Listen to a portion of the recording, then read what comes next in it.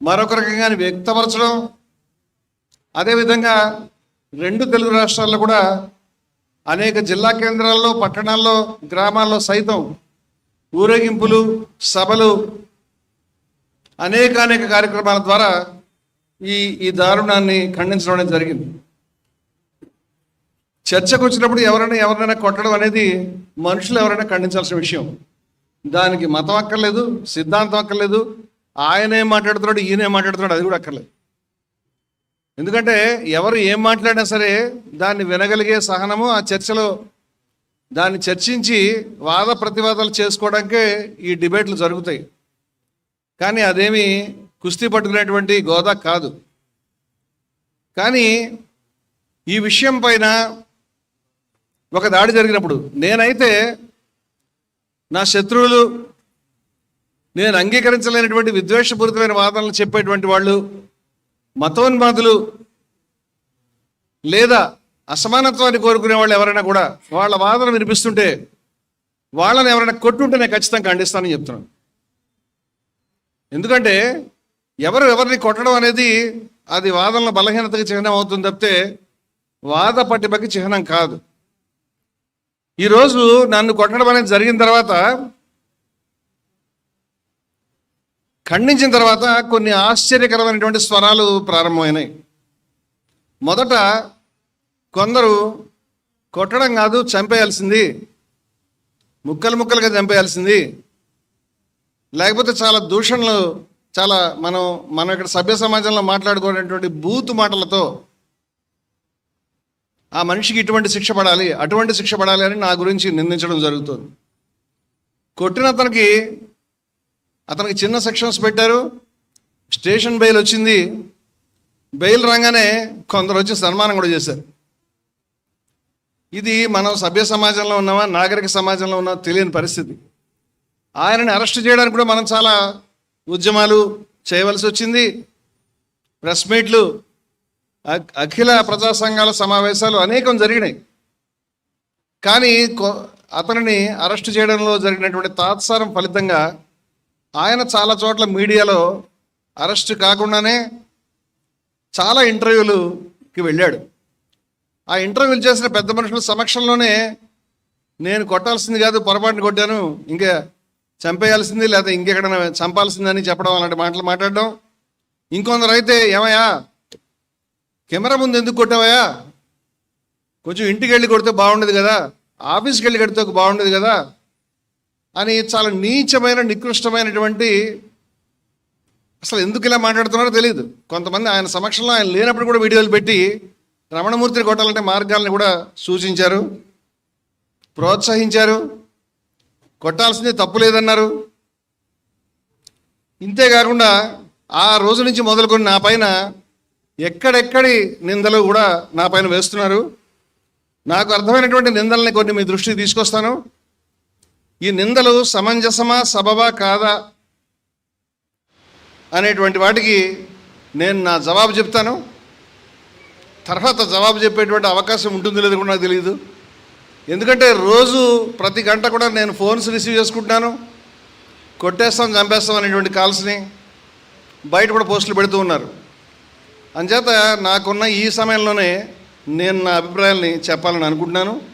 మీరు కొట్టినా చంపినా ఇక్కడ నా పైన ఉన్నటువంటి విమర్శలు ఏమిటంటే,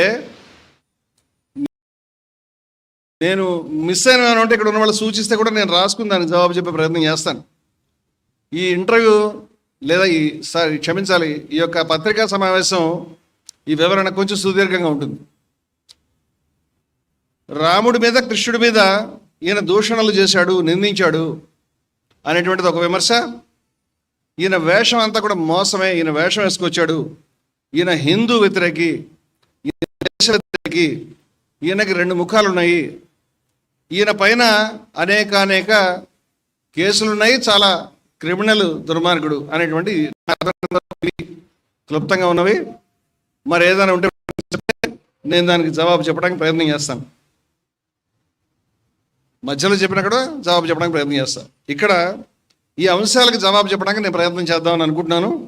ఇవి జవాబు చెప్పే ముందు నేను కొన్ని విషయాలు స్పష్టం చేద్దాం అనుకుంటున్నాను. ఒకటి, నేను హిందూని, Hindus for plurality and equality సంస్థ ప్రధాన కార్యదర్శిని, హిందూ విలువలకి కట్టుబడినటువంటి వ్యక్తిని, నేను హిందూ అజ్ఞేయవాదిని, అజ్ఞేయ అద్వైతిని అని కూడా చెప్పాను.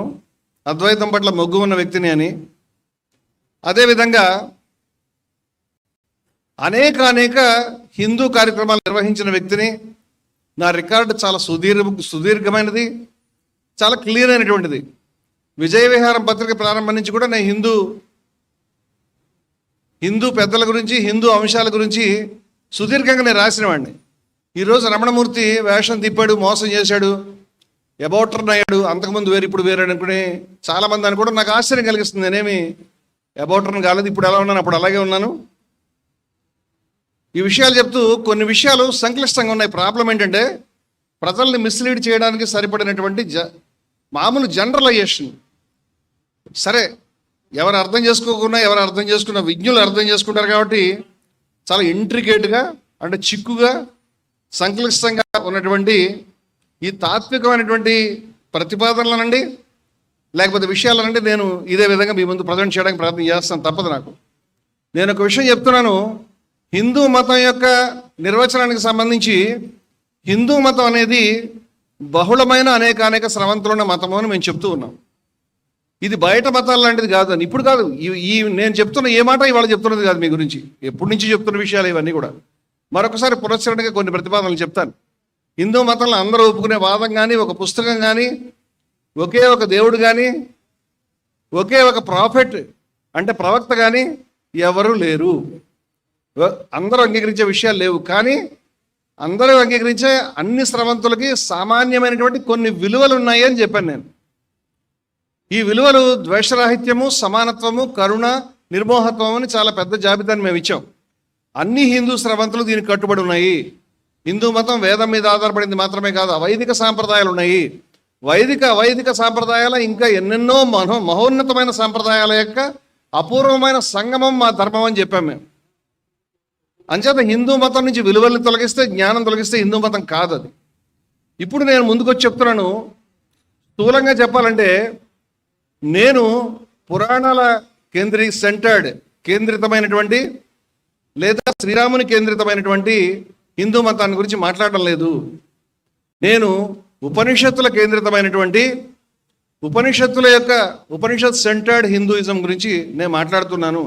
అది కూడా నేను స్థూలంగా చెప్తున్నాను. అందుకని మిత్రులారా, ఏంటి what happened? Satyam what happened? అందువల్ల ఇవి ప్రధానమైనటువంటి ప్రతిపాదనలు. ఇవి చాలామందికి అర్థం కావు, నాకు తెలిసిన విషయం అర్థం కావని. But still I will elaborate. నేను దాన్ని చెప్పడానికి, మాట్లాడడానికి ప్రయత్నం చేస్తాను. ఈ విషయాల్ని దృష్టిలో పెట్టుకునే నేను చెప్పేటువంటి విషయాలను మీరు అర్థం చేసుకోవాలి. మరొక విషయం, రాముణ్ణి, పురాణాలని కేంద్రితమైనటువంటి హిందూ మతం కాదు అని, కేంద్రితమైనది కాదు హిందూ మతం అని నేను చెప్తున్నానంటే రాముణ్ణి తిరస్కరిస్తున్నానో, రాముణ్ణి ద్వేషిస్తున్నానో కానే కాదు. చాలామంది అర్థం చేసుకోవాల్సిన విషయాలు ఏంటంటే, ఇక్కడ రాముడు అనేటువంటి శబ్దాన్ని అనేక మంది అనేక అర్థాల్లో వాడతారు. మన ఉపనిషత్తులు సర్వానికి మూలమైనటువంటి అక్షరతత్వాన్ని బ్రహ్మం అన్నాయి. అవి ఆత్మ అని కూడా అన్నాయి. ఏమీ అనడం ఇష్టం లేక తత్ అంటే అది అన్నాయి. తత్వమసి, అది నువ్వే అని అన్నాయి.